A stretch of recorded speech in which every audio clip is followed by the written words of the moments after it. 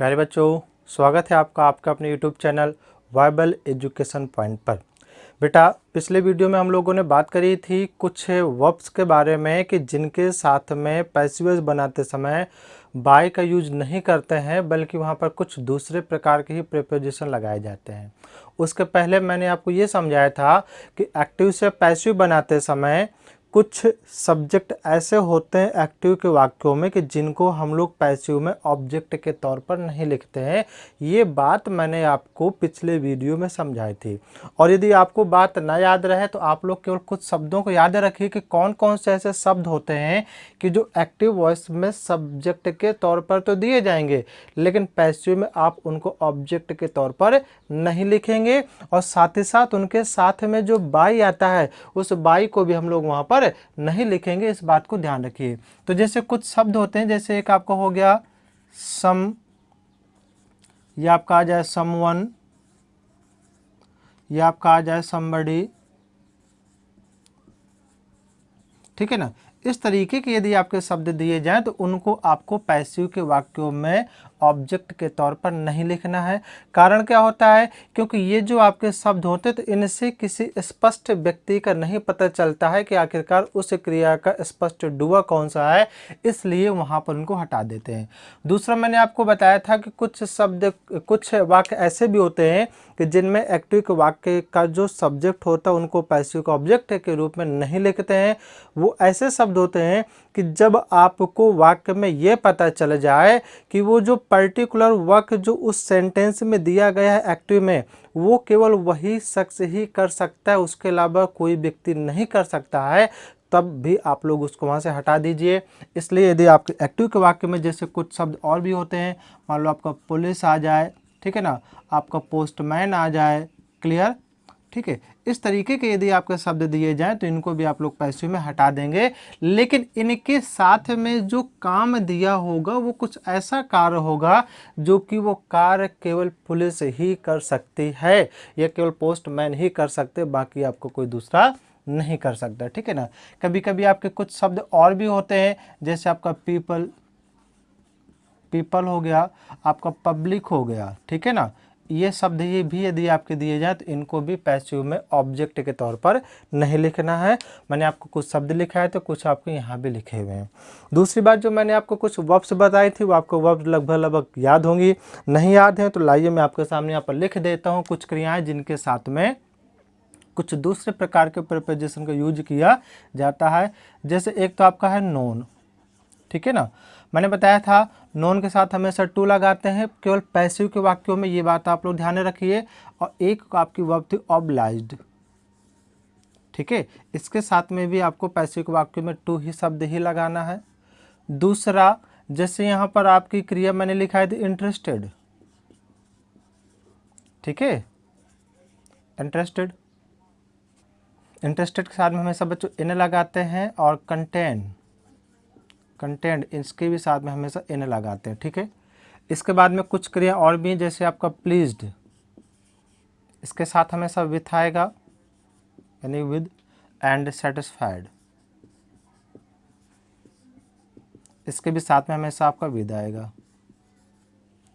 इसके अलावा कुछ क्रिया और भी थी आपकी दो, एक सरप्राइज्ड, इसके साथ में एट लगाना है। और एक आपको एस्टोनिस्ड, इसके भी साथ में आपको हमेशा एट शब्द लगाना है। ये बात आप लोग ध्यान रखिएगा, ठीक है ना। इसके देखिए मैं आपको कुछ एग्जांपल बता दूं, मैंने केवल एक दो बताए थे। और जो आपको सबसे ज़्यादा याद रखना है इनमें कौन कौन सी क्रियाओं को, एक तो नॉन टू, ये ध्यान रखिए सबसे ज़्यादा पूछी जाती है ये वाली क्रिया। और इसके आगे नीचे की जो आपको चार दी गई है ना, इनको आपको ज़्यादा तौर पर याद रखना है बस, ठीक है ना। एक नॉन टू को, और बाकी आपको यहाँ पर pleased with, satisfied with, surprised eight and आपका एस्टोनिश्ड एट, ये क्रियाएं आपको ज़्यादा तौर पर याद रखनी है। तो एक दो पहले जरा इसके एग्जाम्पल समझ लेते हैं। एक एग्जाम्पल मैंने आपको पिछले वीडियो में समझा दिया था, एक आप लोग और अभी समझ लीजिए। एक्टिव में लिखा हुआ आपका ये, मैंने मान लीजिए लिखा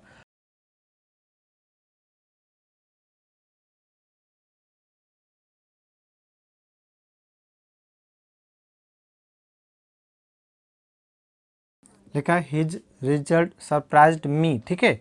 ये आपका एक्टिव का लिखा। जब आप लोग इसका यहाँ पर पैसिव बनाएंगे तो पैसिव आपका कुछ इस तरीके से आएगा बच्चों। देखिए सबसे पहले इसमें आपको सब्जेक्ट वर्ब और ऑब्जेक्ट पहचानना जरूरी होता है। तो सब्जेक्ट यहाँ पर हिज रिजल्ट लिखा है, सरप्राइज्ड यहाँ पर आपकी वर्ब लिखी है और मी यहाँ पर आपका ऑब्जेक्ट लिखा हुआ है। तो जब इसका हम लोग यहाँ पर सब्जेक्ट बनाएंगे तो दोस्तों यहाँ पर मी का सब्जेक्ट आपका आई आ जाएगा। क्लियर है, देख पा रहे होंगे यहाँ पर आपकी मेन वर्ब की सेकंड फॉर्म लगी है। इसका मतलब है कि वाक्य आपका पास्ट में है, सिंपल पास्ट में, तो आपको वॉज या वर लगाना पड़ेगा। तो यहाँ पर आपका वॉज आ जाएगा, ठीक है ना। फिर इसके साथ में मेन वर्ब की थर्ड फॉर्म लगाते हैं, तो इस तरीके से आपका थर्ड फॉर्म लगा देंगे। और भैया आप देखिए सरप्राइज्ड के साथ में बताइए एट लगाते हैं कि बाय लगाते हैं। तो आपको मैंने बताया है कि जब भी आपका एक्टिव का वाक्य पैसिव बनाते हैं और उसमें आपका सरप्राइज्ड दिया जाए तो उसके साथ में हमेशा आपको एट शब्द ही लगाना है। तो आई वॉज सरप्राइज्ड एट, और इसके बाद में क्या बन जाएगा बच्चे, हिज रिजल्ट। इस तरीके से आपका ये पैसिव यहाँ पर बन जाएगा। एक और ऐसे आप लोग देख लीजिए,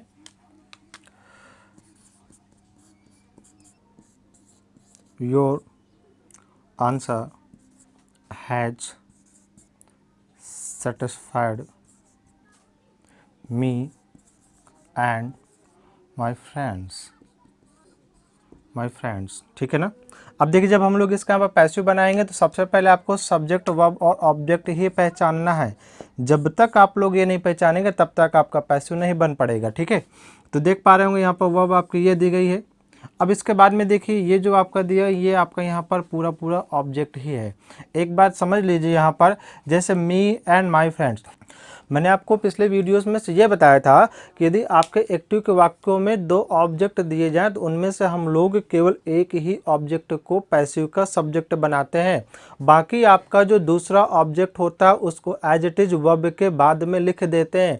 लेकिन आपने वहाँ पर एक बात ध्यान दी होगी कि जब भी आपके एक्टिव के वाक्य में दो अलग अलग टाइप के ऑब्जेक्ट दिए होते हैं तो उन दोनों ऑब्जेक्ट्स के बीच में ये आपका जो संयोजक लिखा है ये उसमें से नहीं दिया होता है, ये उसमें से नहीं दिया होता है, ठीक है ना।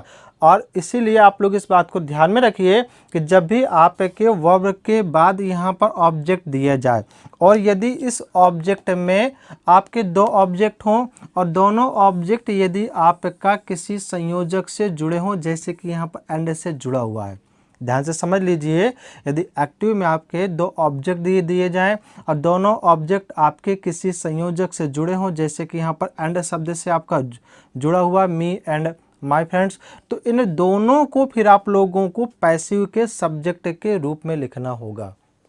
क्या समझ रहे हैं?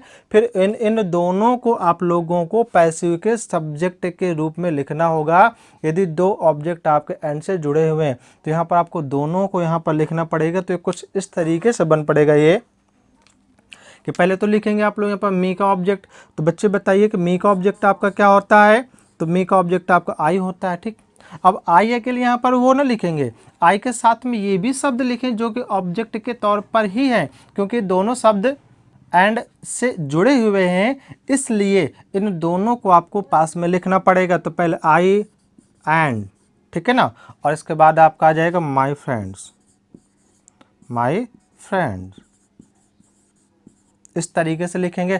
अब आप लोग यहाँ पर बाकी चीज़ें लगाएंगे। बताइए जब एक्टिव में आपका हैज या हैव दिया होता है तो पैसिव में दोस्तों क्या लगाते हैं? हैज बीन या हैव बीन लगाते हैं। आपको क्लियर है? तो देखिए आई एंड माई फ्रेंड्स, अब यहाँ पर एक व्यक्ति है कि एक से अधिक है, तो देख पा रहे होंगे यहाँ पर आई एंड माई फ्रेंड मतलब एक से अधिक है। जब एक से अधिक है तो यहाँ पर हैज लिखेंगे, यहाँ पर हैव लिखेंगे, तो यहाँ पर आपका भैया हैव आ जाएगा। क्लियर? अब इसके साथ बताइए बी, बीइंग, बीन में से कौन सा शब्द आता है?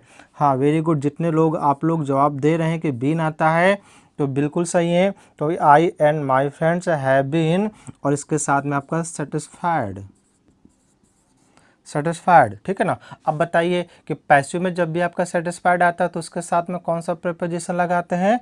वेरी गुड, विथ लगाते हैं। तो यहाँ पर आपका विद आ जाएगा। क्लियर? और बचा क्या यहाँ पर आपका? Your answer. तो यहाँ पर आपका your answer, your answer. Clear. तो केवल क्या करना है, आपको ये शब्दों को पता होना चाहिए कि किस शब्द के साथ में कौन सा प्रीपोजिशन लगाते हैं। तो केवल बस इतने ही शब्द हैं, ये 5 गिनती के जो आपको लर्न करने पड़ेंगे।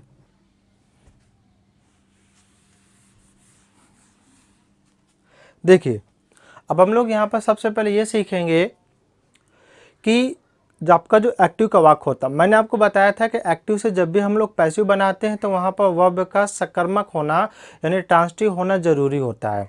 आई मीन कि वर्ब के साथ में ऑब्जेक्ट होना कंपलसरी होता है, तभी हम लोग उस वाक्य का पैसिव बना पाते हैं।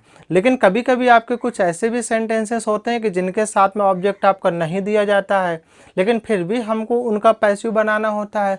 तो ऐसे वो किस प्रकार के सेंटेंसेस होते हैं कि जिसमें आपको ऑब्जेक्ट ना दिया जाए, ठीक है, फिर भी हमको उनका पैसिव बनाना हो, तो हम लोग उनका पैसिव कैसे बनाएंगे। वो कुछ आपके विशेष टाइप के ही वाक्य होते हैं, आप लोग समझ लीजिए कि ऐसे वो सेंटेंसेस कौन कौन से होते हैं। तो यहाँ पर जब आप लोग इनको सीखेंगे तो सबसे पहले आप पाएंगे कि जो इस तरीके के वाक्य होते हैं, तो इस तरीके के वाक्यों का सीक्वेंस कुछ इस तरीके से होता है जिनमें ऑब्जेक्ट ना दिया जाए, लेकिन फिर भी हमको उनका पैसिव बनाना होता है।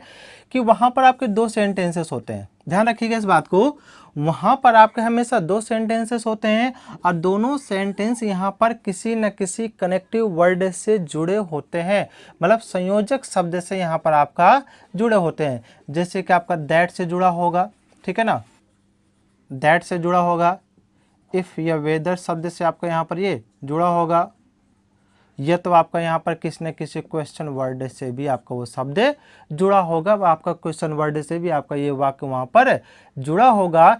इस तरीके से आपका दिया जाता है।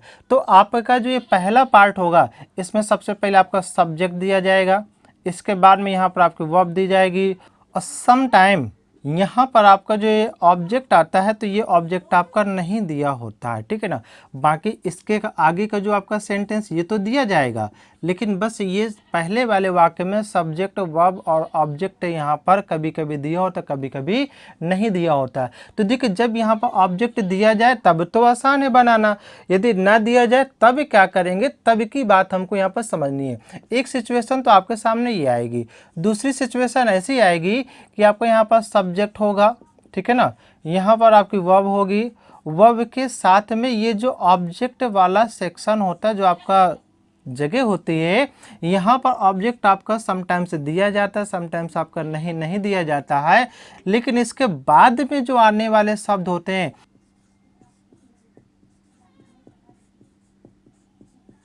इसके बाद में आने वाले शब्द हमेशा इन्फिनिटिव ही होते हैं। और ये मैं आपको बता चुका हूँ कहीं पर इन्फिनिटिव क्या होती है।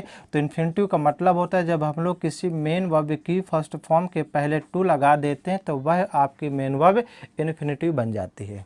ध्यान रखिए कि जब किसी मेन वर्ब की फर्स्ट फॉर्म के पहले टू लगा देते हैं तो वह मेन वर्ब भी आपकी वहाँ पर इन्फिनिटिव बन जाती है।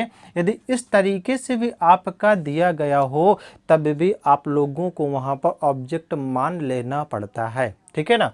तो केवल आपके 2 तरीके के वाक्य हैं, सबसे पहले सब्जेक्ट वर्ब ऑब्जेक्ट यदि दिया जाए तो ठीक है, न दिया हो तो आप लोग यहाँ पर एक ऑब्जेक्ट मान लेंगे।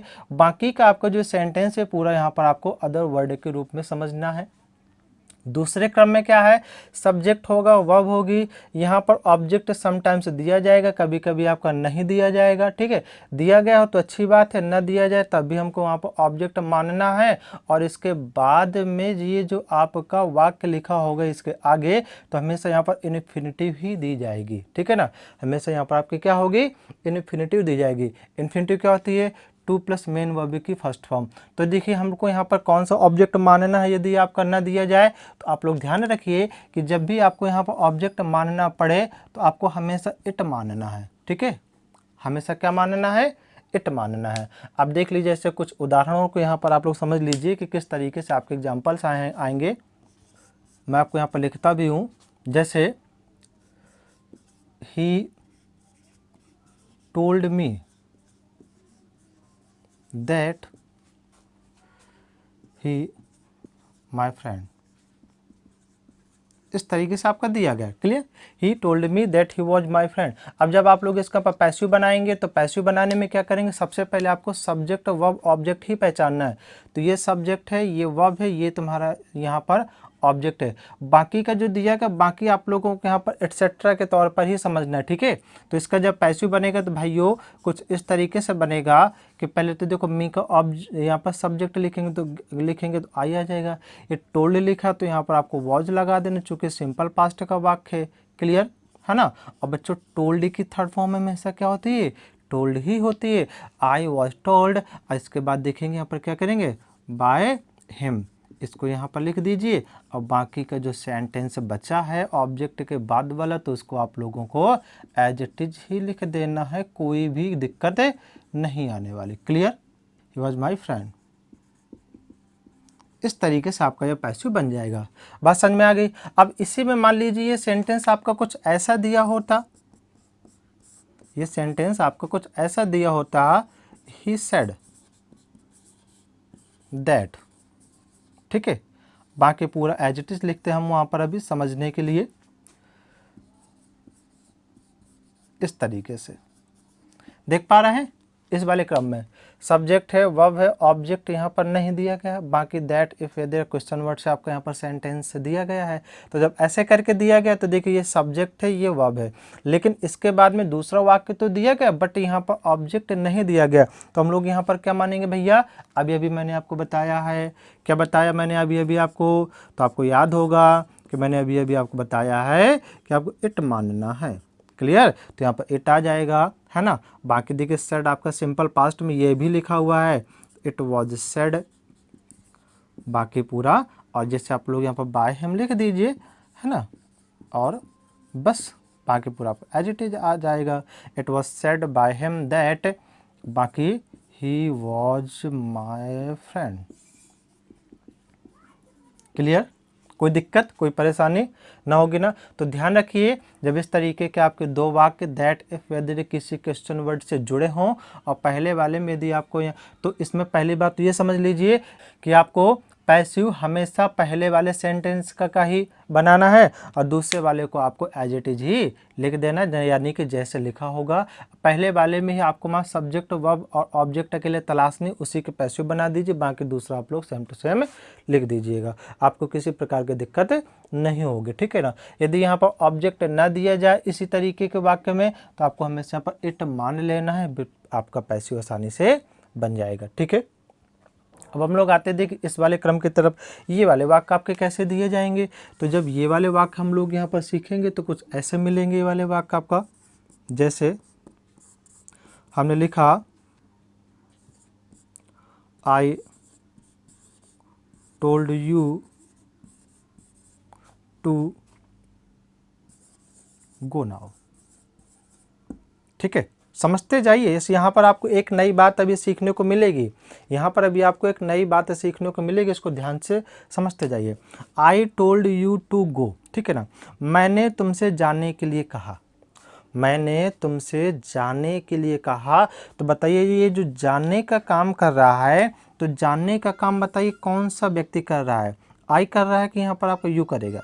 फिर से यहाँ पर आप लोग इस बात को समझिए कि मैंने तुमको जानने के लिए कहा, ऐसे इस वाक्य का अर्थ है। अब बताइए जानने का काम जो करेगा तो यहाँ पर आई करेगा कि यहाँ पर आपको यू करेगा, कि मैंने तुमको जानने के लिए कहा, यानी कि तुम करोगे जानने का काम। तो यहाँ पर टू गो का संबंध यू से होगा कि यहाँ पर आई से होगा। तो आप लोग समझ पा रहे हैं कि टू गो का संबंध यहाँ पर यू से है। और मैंने आपको पिछले वाक्यों में कॉम्प्लीमेंट के बारे में कुछ बताया था कि कॉम्प्लीमेंट भी एक प्रकार का शब्द होता है, ठीक है। और जो आपका कॉम्प्लीमेंट होता है तो दो तरीके का बताया था, और उसमें बताया था कि ऑब्जेक्टिव कॉम्प्लीमेंट, ऑब्जेक्टिव कॉम्प्लीमेंट हमेशा ऑब्जेक्ट के बाद ही आता है। तो ये जो यहाँ पर टू गो लिखा है एक प्रकार से इस यू का कॉम्प्लीमेंट ही है। फिर से समझ लीजिए, ये जो टू गो लिखा है एक प्रकार से यू का कॉम्प्लीमेंट ही है। और मैंने आपको बताया था कि जब एक्टिव के वाक्यों में कॉम्प्लीमेंट दिया जाए तो पैसिव बनाते समय उसको किस जगह पर लिखते हैं।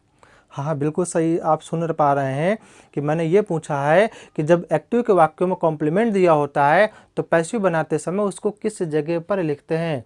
बिल्कुल सही। तो प्यारे बच्चों पैसिव बनाते समय उसको हम लोग हमेशा वर्ब के बाद में लिखते हैं, क्रिया की थर्ड फॉर्म के जस्ट बाद में लिखते हैं। इसका मतलब है कि हम टू गो को भी जो लिखेंगे हमेशा क्रिया की थर्ड फॉर्म के जस्ट बाद में ही लिखेंगे। तो इसका बच्चों पैसिव कुछ आपका इस तरीके से बन पड़ेगा,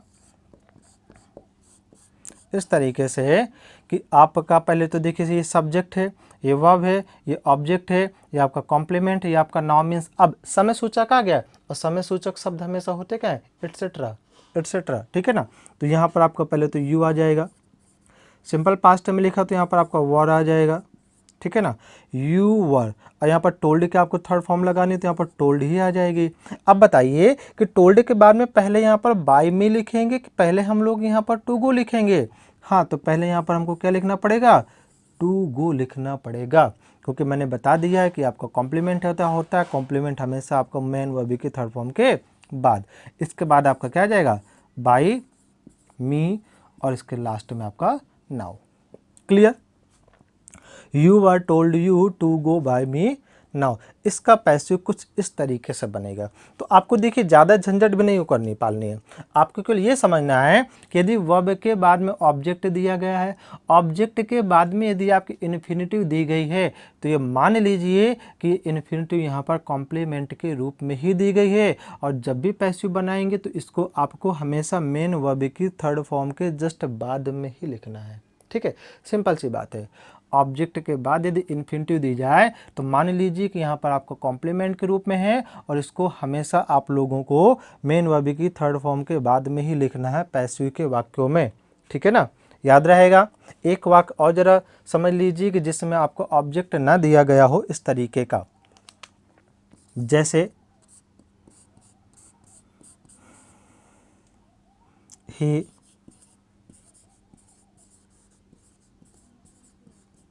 requested to sit down। ठीक है, he requested to sit down.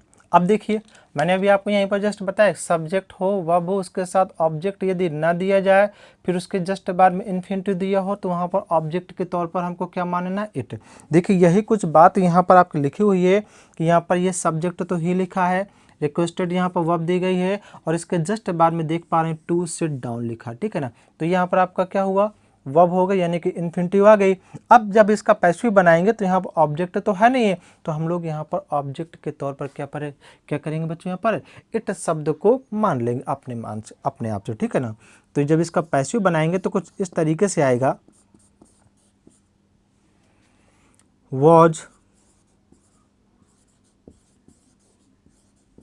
Requested. Clear, जो इट ही मानेंगे। और बच्चों इट का सब्जेक्ट क्या होता है, इट होता है। इट वॉज रिक्वेस्टेड, और इसके बाद अभी जस्ट मैंने बताया है इस वाले वाक्य में, यदि ऑब्जेक्ट के बाद ये जो टू गो होता है तो यहाँ पर ये इन्फिनिटिव ही है, यानी कि वर्ब के ऑब्जेक्ट के बाद ये जो टू के बाद मेन वर्ब की फर्स्ट फॉर्म लिखी है, तो ये एक प्रकार से इन्फिनिटिव ही है। इसी तरीके से यहाँ पर आप लोग समझ पा रहे हैं कि ये भी यहाँ पर आपके क्या है, इन्फिनिटिव है, लेकिन यहाँ पर आपने चूंकि ऑब्जेक्ट के तौर पर मान लिया है, तो इसको तुमको फिर से उसी मेन वर्ब की थर्ड फॉर्म के बाद में ही लिखना है। यहाँ पर आपने जो ऑब्जेक्ट के तौर पर जो आपने इट शब्द क्या है माना है, तो इट को आप लोग बना देंगे सब्जेक्ट के रूप में से लिख देंगे, बाकी ये भी फिर आप लोगों को मेन वर्ब की थर्ड फॉर्म के जस्ट बाद में ही लिखना है। तो बनेगा it was requested to sit down by him. Clear, ये सारी बातें आपको समझ में आ गई। अब देखो आपको केवल क्या रखना है याद, सिंपल से शब्दों में समझ लीजिए कि आपको याद क्या क्या रखना है। केवल ये रखना है याद कि जब भी आपके कोई देखिए दो वाक्य आ जाए, और दोनों वाक्य यदि आपके दैट, इफ, वेदर या क्वेश्चन वर्ड से जुड़े हुए हों, तो केवल आपको पहले वाले सेंटेंस का ही पैसिव बनाना, दूसरे को आप लोगों को एज इट इज लिख देना है। ठीक है ना, यदि इस पहले वाले सेंटेंस में आपका ऑब्जेक्ट न दिया जाए तो आपको यहाँ पर इट ऑब्जेक्ट के तौर पर मान लेना है। ठीक है, जैसा कि हमने देखी इन दो एग्जाम्पल से मैं किया। दूसरी में देखा आपको यहाँ पर क्या रखना याद, यदि सब्जेक्ट वर्ब या ऑब्जेक्ट के बाद इन्फिनिटिव दे दी जाए, ठीक है, या सब्जेक्ट वर्ब के बाद में ऑब्जेक्ट ना हो, उसके जस्ट बाद में वहाँ पर आपके इन्फिनिटिव हो, तो इस इन्फिनिटिव को पैसिव के वाक्य में हमेशा मेन वर्ब की थर्ड फॉर्म के बाद में लिखना है।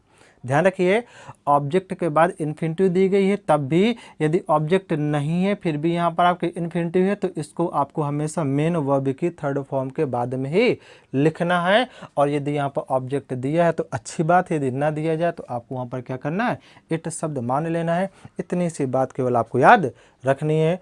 और आपने वीडियो को अंत तक देखा, इसके लिए बहुत बहुत आपका धन्यवाद। यदि आपको किसी भी प्रकार की दिक्कत हो, कोई डाउट हो, कोई चीज़ ना समझ में आती हो, तो आप बेशक कमेंट करिए। आपको मेरा नंबर भी नीचे यहाँ पर अभी आपको दिख रहा होगा, आप लोग कमेंट भी करिए और साथ ही साथ मुझको कॉल भी कर सकते हैं अपने डाउट्स क्लियर करने के लिए। और भैया यदि अभी तक चैनल सब्सक्राइब नहीं किया तो एक बार चैनल सब्सक्राइब ज़रूर कर लें। धन्यवाद।